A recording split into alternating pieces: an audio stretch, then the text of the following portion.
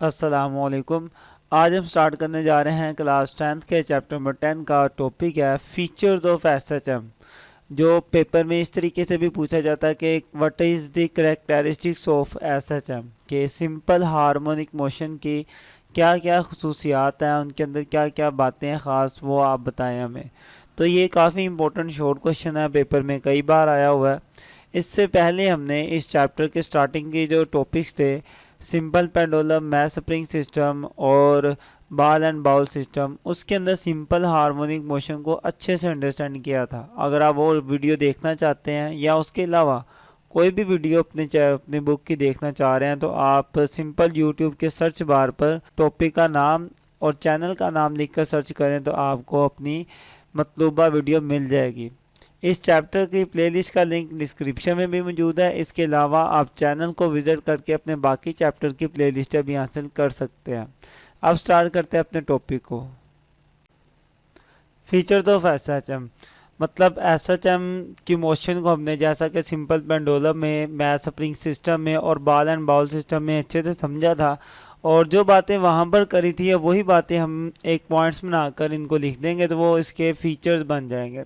जैसे कि सबसे पहला इसका फीचर है सिंपल हार्मोनिक मोशन का,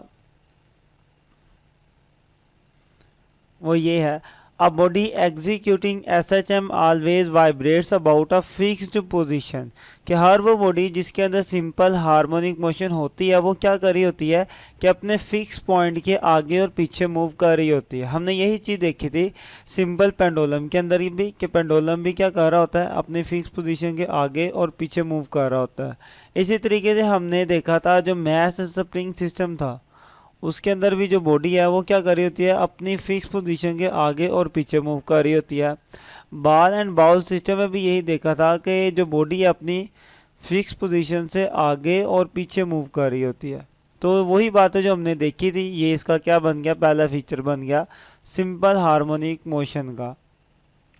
बाकी फीचर को समझने के लिए मैं एक सिंपल पेंडुलम की डायग्राम यहाँ पे बना लेता हूँ ताकि हम बाकी फीचर को ज़्यादा अच्छे से समझ पाएँ।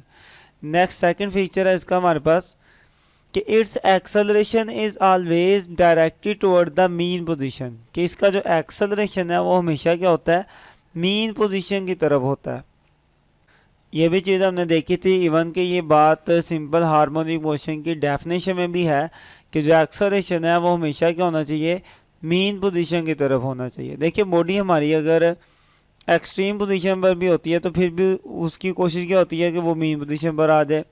अगर दूसरी एक्सट्रीम पोजीशन पर होती है फिर भी उसकी कोशिश क्या होती है कि वो मीन पोजीशन पर आ जाए। तो जहाँ पर मर्जी बॉडी हो उसकी कोशिश यही होनी है कि वो मीन पोजीशन की तरफ आ जाए। इसलिए हम कह सकते हैं कि इसका जो एक्सेलरेशन है उसकी डायरेक्शन ही क्या होती है, मीन पोजीशन की तरफ होती है। ये हमारा था सेकेंड फीचर। अब बात करते हैं इसके थर्ड फीचर की, जो कि बहुत इंपॉर्टेंट है। हमने बात करी थी कि the magnitude of acceleration is always directly proportional to the displacement from the mean position, कि जो एक्सेलरेशन इसके अंदर आता है वो डिस्प्लेसमेंट के डायरेक्टली प्रोपोर्शनल है। मतलब इसका ये है कि यहाँ से यहाँ तक अभी डिस्प्लेसमेंट कितना है उसे मैं एक्स कह देता हूँ।